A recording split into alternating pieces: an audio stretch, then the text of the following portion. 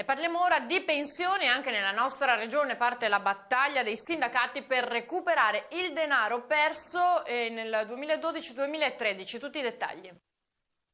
È partita anche dal Veneto con 4 ricorsi pilota la battaglia dei pensionati per il recupero di tutti i soldi persi con il blocco della rivalutazione delle pensioni superiori a poco più di 1.400 euro mensili lordi negli anni 2012 e 2013.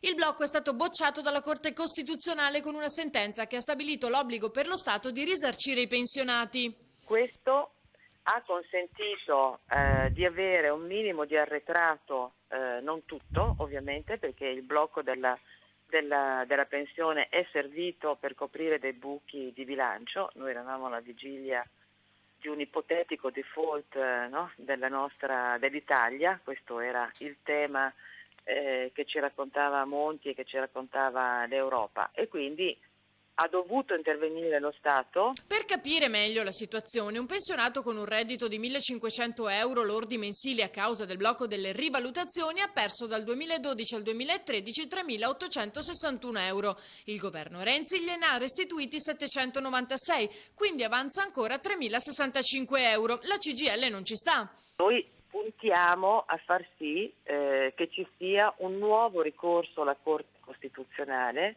in modo tale che se la Corte Costituzionale di nuovo si esprimerà dicendo che quell'intervento fatto dallo Stato nel 2011 è stato un abuso, allora si può appunto pretendere che oltre al decreto che c'è stato, che ci ha fatto recuperare attorno al 20% del maltolto il 1° di agosto del 2012, ci possa essere anche un rientro più cospicuo di quelle cifre che ci abbiamo rimesso.